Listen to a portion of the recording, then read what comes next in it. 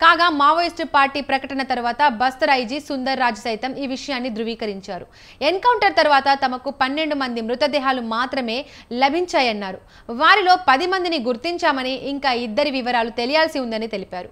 మృతుల్లో company number 1 సభ్యుడు తామోహుంగి, technical team సభ్యుడు నరసింహారావు, పశ్చిమ బస్తర్ డివిజన్ కమిటీ సభ్యుడు మగ్డు, మడావి దేవ్, మడావి జోగా, సుప్టో సోమ్డి, ఇర్ఫాసీతే, దాడివాసు, ఉయికా ఐతు, పొట్టం మంగ్లీ ఉన్నట్లు తెలిపారు.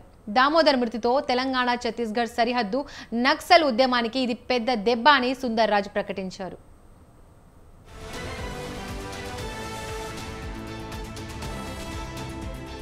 बीजापुर की थाना पामेर उसूर की सरहदी क्षेत्र में नक्सल की उपस्थिति की सूचना पर जो हमारा संयुक्त सुरक्षा बल जो रवाना हुई थे, जिसमें DRG Bijapur, DRG Sukma, DRG Dantewada, STF और कोबरा यूनिट्स का और सीआरपीएफ यूनिट्स का बल शामिल रहा। मुठभेड़ के जिस अभियान के दौरान प्रातः 9 बजे से अनेक बार सुरक्षा बल एवं माओवादियों के बीच में मुठभेड़ हुई। मुठभेड़ के उपरांत इलाका का सर्चिंग के दौरान 5 महिला माओवादी सहित कुल 7 माओवादियों का डेड बॉडी बरामद की गई थे। प्रथम दृष्टिया से ये जो पीएलजी बटालियन नंबर 1 और सीआरसी कंपनी और अन्य पीएलजी फॉर्मेशन का माओवादी कैडर का होने का संभावना है, जिसका भी शिनाख्ती कार्रवाई की जा रही है। जैसे ये इलाका पीएलजी बटालियन नंबर 1 और सीआरसी का एक मजबूत गढ़ के रूप में लोग जानते हैं इस इलाका को। కాగా రక్షణ బలగాలు మానవ హననానికి పాల్పడుతున్నాయని మావోయిస్టు పార్టీ దక్షిణ బస్తర్ డివిజన్ కమిటీ ఆరోపించింది.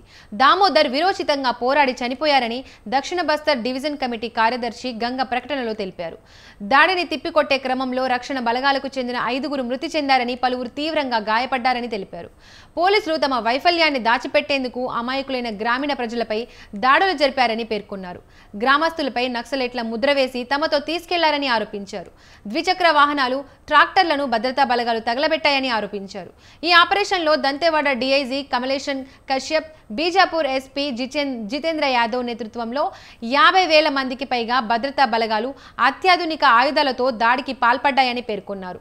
బస్తర్ ఇప్పుడు దేశంలో అత్యధిక సైనిక బలగాలు మోహరించిన యుద్ధ రంగంలా మారిందని గంగ పేర్కొన్నారు. దేశ సహజ వనరులను దోచుకునేందుకు ఆదివాసులకు వ్యతిరేకంగా ప్రభుత్వం యుద్ధం జరుపుతోందని ఆరోపించారు. నక్సలైట్ల నిర్మూలన పేరుతో ఆదివాసీ సమాజాన్ని వేటాడుతున్నారని ఆరోపించారు.